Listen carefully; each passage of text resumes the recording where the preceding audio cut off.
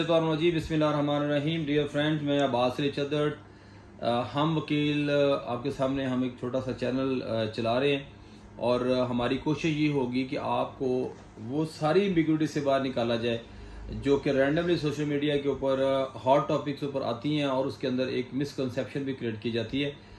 हम हमेशा से यही कोशिश करेंगे इंशाअल्लाह अल अज़ीज़ कि आपको कानून की बात जो है वो कानून से ही बताएं और वो जो चीज़ें जो गलतुल आम एक आम स्प्रेड है पब्लिक एट लार्ज के ऊपर, उनसे बच के रहा जाए। तो उम्मीद है कि आप हमारे इस चैनल को भी सब्सक्राइब करेंगे।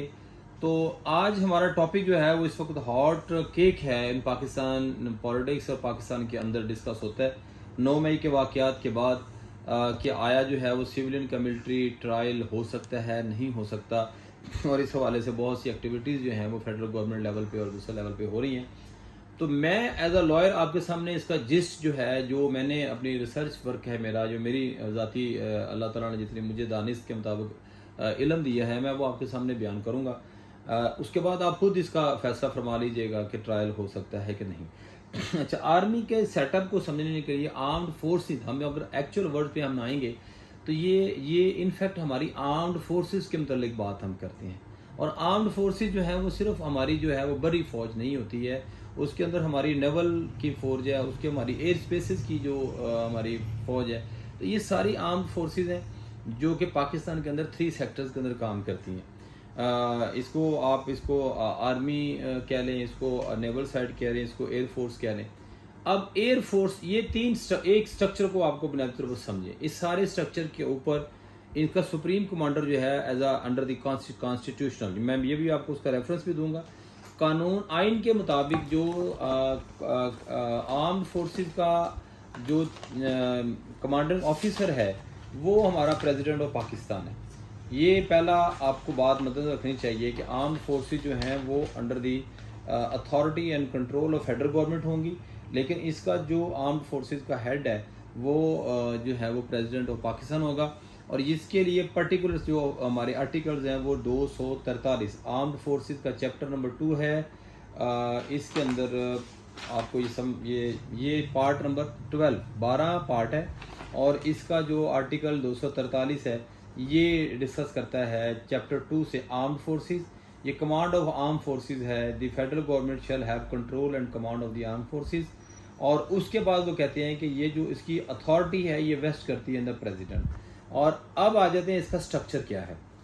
अच्छा, अब स्ट्रक्चर समझने के लिए हमें थोड़ा सा एक आम जो चीज़ हम समझते हैं कि चीफ ऑफ आर्मी स्टाफ जो है वो इनफैक्ट ये अथॉरिटी है जो इन तमाम सेक्टर के ऊपर कंट्रोलिंग अथॉरिटी होती है। और पाकिस्तान के अंदर एक चीफ ऑफ आर्मी स्टाफ का एक आपको पता है कि एक बड़ा अहम तरीन रोल होता है।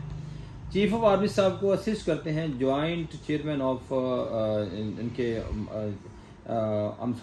इसके अंदर जो हमारे इसको चीफ ऑफ आर्मी स्टाफ को असिस्ट करेंगे joint chief of armed forces.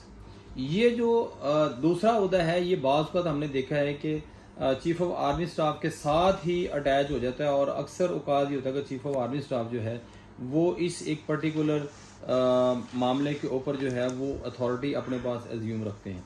Pakistan के इस वक्त जो पाकिस्तान के अंदर आर्मी है वो 5,60,000 के लगभग हमारी बड़ी फौज है, इंक्लूडिंग वो तमाम इदारे जो कि डायरेक्टली नेवल और एयर फोर्सेस के अंडर काम कर रहे हैं। अब ये हमारी जो आर्मी का सेक्टर है ये सपोर्टेड होता है बाय द हेल्पिंग होता है बाय द अदर सेक्टर्स जो कि आर्मी के साथ रिलेटेड होते हैं। और इनको हम कहेंगे ये रिजर्व्स होती हैं जो सेकंड लाइन डिफेंस का तौर पर रोल अदा करती हैं। और इसके अंदर मेनली हम जिक्र समझने चाहें तो आप इसको इस तरह समझ लें कि एक नेशनल गार्ड और सिविल आर्म्ड फोर्सेस, ये दो अलहदा से आर्मी के मेन सेक्टर से निकल के लोअर सेक्टर के ऊपर जो सब डिवीजन के अंदर ये जो 2 सेक्टर हैं ये बड़ा अहम तरीन रोल अदा करते हैं। अब हम बात करते हैं कि सिविल आर्म फोर्सेस को पहले थोड़ा डिस्कस कर लें। सिविल आर्म फोर्सेस जो हैं इनके ज़िम्मे 3 चीज़ें होती हैं। ये बॉर्डर कंट्रोल करती हैं, ये काउंटर टेररिज्म में काम करती हैं और ये एंटी स्मगलिंग में काम करती हैं। इसी तरह इसके अंदर इसके एग्जांपल्स आपके सामने ये है कि पंजाब की रेंजर्स है, सिंध रेंजर है, फ्रंटियर कोर है और पाकिस्तान कोस्ट गार्ड है। ये वो हेल्पिंग हमारे सब डिवीज़न अथॉरिटीज़ हैं जो कि आर्मी के साथ काम कर रही होती हैं। और नेशनल गार्ड के अंदर हमारे पास जो हैं वो مجاہد فورس اور جانباز فورس جو ہے یہ آرمی سیکٹر کے اندر ہیلپ کر رہی ہوتی ہے to the our armed forces. ایک بات اس کے اندر آپ کو صرف مد نظر رکھنی چاہیے، وہ یہ ہے کہ جو آرمی میں انڈکٹ ہوتا ہے اور جو اس کے بعد آرمی سے چلا بھی جاتا ہے وہ بھی آرمی کا ہی حصہ تصور کیا جاتا ہے.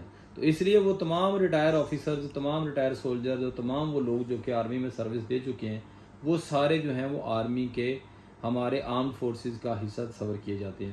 along with all others ایسے تمام لوگ جو کسی طرح کیمپنگ میں اور کسی طرح سے کسی مارچ کے اندر پرٹیکولرلی سرٹن نالج رکھتے ہیں وہ بھی آرم فورسز کا حصہ ہوتے ہیں، اور وہ الٹیمیٹ کسی بھی طرح سے وہ تمام رسپانسبلٹی ان کے شولڈر پہ شفٹ ہوتی ہے جو کہ ایک آرم فورسز کے ڈائریکٹ امپلائی کے اوپر ہوتی ہے. اب ہم بات کرتے ہیں کہ ہمارا جو کام، سب سے پہلے ہم آئین میں ڈسکس کر لیتے ہیں. آئین میں آرٹیکل 243 میں نے آپ کو بتا دیا کہ یہ پریزیڈنٹ جو ہے یہ پرائم منسٹر کی ایڈوائس کے اوپر جو ہے chairman chief of staff committee کو مقرر کریں گے، chief of the army staff کو مقرر کریں گے، chief of the naval staff کو مقرر کریں گے اور chief of the air staff کو مقرر کریں گے. اور اس کے بعد ان کا اوتھ ہوگا. اور فنکشنز کے اندر مینلی ان کا جو فنکشن ہے وہ آرمڈ فورسز کے فنکشنز بڑے ڈیفائنڈ ہیں آرٹیکل 245 میں کہ یہ جو ہیں یہ فیڈرل گورنمنٹ کے ڈائریکشن کے اوپر اگریشن، جو اگریشن ایکسٹرنل اگریشن ہے اور تھریٹ آف وار ہے یہ اس پہ ٹیکل کریں گے. اور ادروائز جو سول سوسائٹی کے اندر ڈسپیوٹس آتے ہیں ان کے اوپر بھی ہماری آرمی کو کہا جا سکتا ہے آرٹیکل 245 کے تحت کہ آپ اس کے اندر فیڈرل گورنمنٹ کی ہیلپ کریں. اب آ جاتے ہیں آپ کو پرٹیکولرلی ہم تھوڑا سا اس پہ بات کر لیں پاکستان آرمی ایکٹ 1952. اب یہ ایک امپورٹنٹ ایکٹ ہے جو جس کے اندر ابھی میں اس کے اوپر وہ جو فنکشن آف مارشل کورٹس ہیں ان کے اوپر بات نہیں کر رہا ہوں، ٹرائل پہ بات نہیں کر رہا ہوں. تھوڑا سا میں اس کا بیک گراؤنڈ بتا دوں کانسٹیٹیوشن کے حوالے سے. ہماری جو آرمی ہے یہ 1947 میں اگست میں اس کو آرمی کا درجہ دیا گیا، ڈکلیئر کیا گیا. اور اگست کے اندر ہی جو بھی ہمارے پرٹیکولر ہمارے پاس دفاعی ادارے تھے ان کو ہم نے آرمی کا جو ہے اس کو اسٹیبلش کیا گیا 1947 اگست میں. 1952 میں پاکستان آرمی ایکٹ آتا ہے اور یہ جو ایکٹ ہے اس کو کہیں نہ کہیں کہا جاتا ہے کہ یہ ایک کنٹروورشل ایکٹ ہے.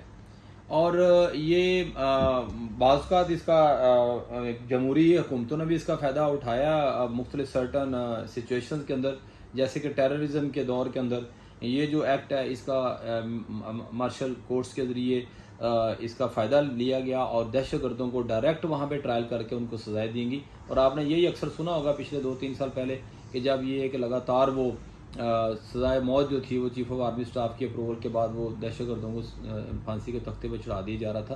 تو وہ یہ سارا وہ بینیفٹ ہے جو کہ اس ایکٹ کے اندر امینڈمنٹ کے بعد فیڈرل گورنمنٹ نے یا پاکستان نے حاصل کیا. تو 1952 کے بعد اس کے اندر لاتعداد امینڈمنٹس آئی ہیں. اس لاء کے اندر بہت سی امینڈمنٹس کی گئی ہیں.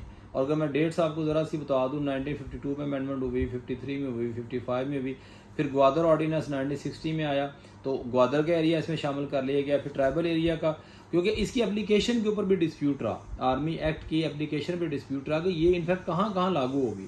تو پھر ٹائملی اس کے اوپر آپ دیکھتے جائیں گے کہ یہ کیسے انٹری ہوئی ہے. گوادر آرڈیننس 1960 میں آیا، اس کے بعد یہ گوادر کا ایریا جو تھا وہ اس کو ایڈ کر دیا گیا. ٹرائبل ایریا کی جو اپلیکیشن ہے وہ ان کو 1965 میں ایڈ کر دیا گیا. اور اس کے بعد انہوں نے مجاہد فورس جو ہے اس کے رولز بنا دی 1965 میں. آرمی کے اندر پھر ایک 1973 کے ایکٹ کے اندر امینڈمنٹ آئی. کرتے کراتے یہ امینڈمنٹس جو تھیں یہ 2015 اور 2017 اور 2020 تک 27/11/2019 کو اس کی امینڈمنٹس ہوئیں. اور ان امینڈمنٹس کا شولڈر کہیں نہ کہیں یوز کرتے ہوئے ہم سمجھتے ہیں کہ آج ملک کے اندر یہ جو اس وقت ڈسکشن ہے یہ اسی لیے اوپن ہے کہ کہیں نہ کہیں سے یہ چیزیں استعمال ہوتی رہی ہیں. اب میں نے آپ کو آرمی ایکٹ کی ہو گیا چلو پارٹ 1